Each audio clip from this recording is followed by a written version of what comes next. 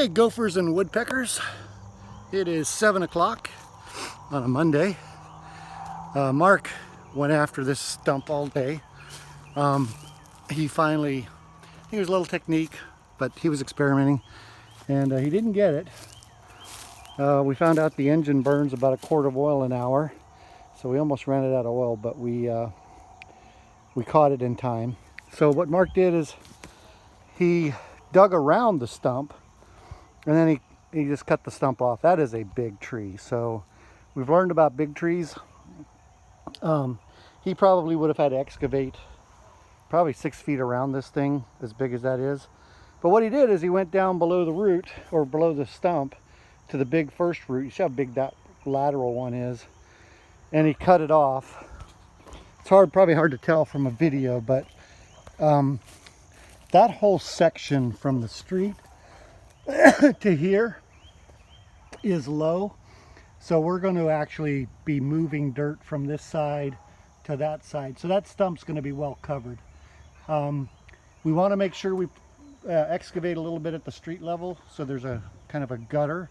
We don't want to make our driveway just a river, so we're going to excavate, leave a little hump, and then when you come over the hump, we'll make all this level. I would have liked to have got all these little stumps out, because those are the ones that'll pop tires, but Mark gave the tractor a real workout today. I think he ran it about 4 or 5 hours, so it didn't blow up, but it ran out of oil twice, quart low, and then it actually has a very slight bunch of hydraulic leaks, and it actually got low on ATF. So that was Mark's day. My day was a little different.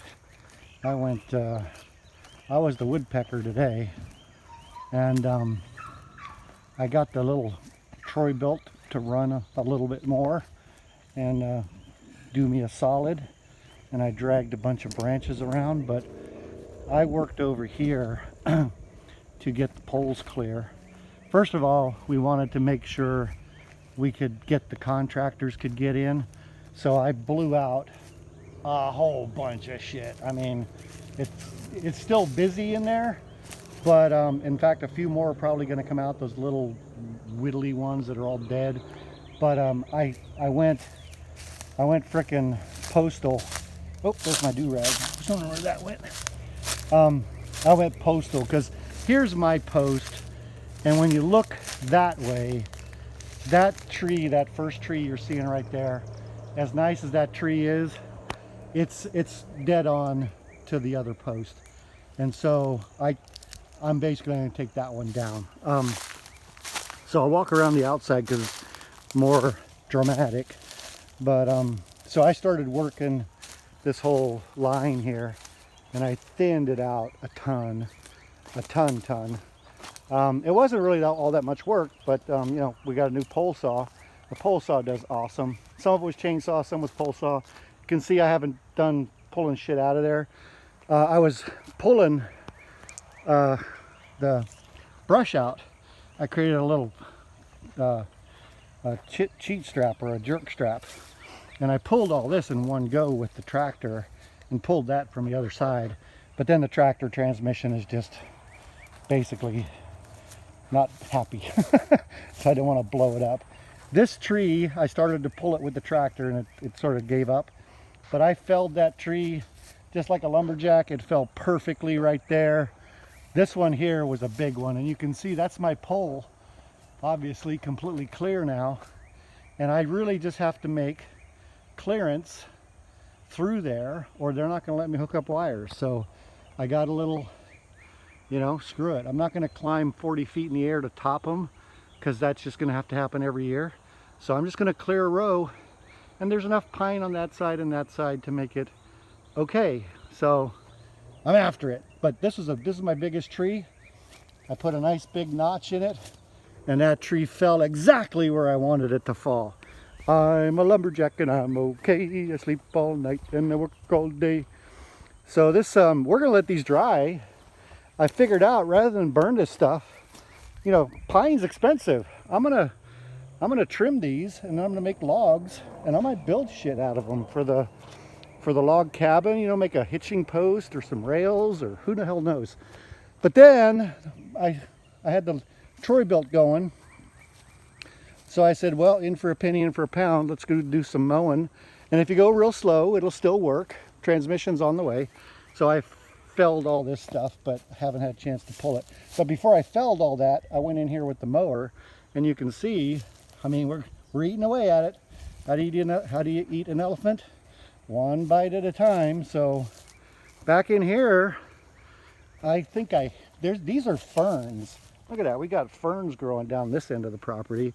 I hated to take them out, but all this little shit's got to go or we can't get to the backyard. So we're gonna slowly munch our way through there till we get to the backyard. But you can see I'm in my little pine forest here, and the ground is now clear, so you can walk without making crunchy noises. And you know, maybe this is a, you know, this little fern, maybe that stays. All the little, you know, like I said before, I go around with these pines and I just lop them until you got, you know, 10 feet of clearance so don't bump your head on anything. And that works out nice, and it's nice to walk back in here.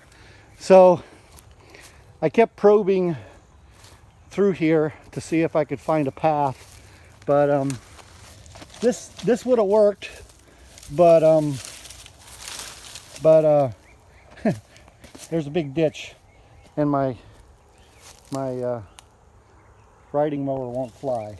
But you know, this is what you got a backhoe for. We're going to go in here and fill this. Well, this is actually what this is. We know this is the line that goes to the old well, which is on the back property. And looks like they had excavated to try and fix it at some point, but it's a non-starter. So again, I'm going to thin a bunch of trees out of here so that we've just got, you know, nice spacing to walk. We're not going to make it like the Vietnam jungle. And you know, obviously have clearance to walk around the back of this thing. When we get enough clearance around the mobile home, obviously that's the 800-pound gorilla that's got to get 8. And we'll see how that goes. But anyway, this is our last day on the property. We got to get Marvin tricks done so we can drive Marvin on the holiday. So I wish I'd have had a chance to pull some of this brush, but we may not be back down here for a month. But it'll be good. All this shit will dry out, and we start again, or you know, get after it again. But you know, the tree line is pretty well cleared. It's hard to tell with the brush laying on the ground, but you know, I went up there, and now we got 12 feet wide, more all the way up to the gate. And maybe this will be a good shot, but you know, I trimmed back that one. There was a lot of work there. He was fouling the wire. He may still have to get lopped up on that one. I can probably reach that branch with the ladder, but again, I got to get in here. I got to clear the shingle all the way to the county street post, and I'm not done yet. So we'll get after it when we get back after I retire. But we're getting there. And then you can see now, oops, you can see now, once the brushes are all picked up, we got a straight shot down to the Baptist, and we got a straight shot into there. I did a little bit in here.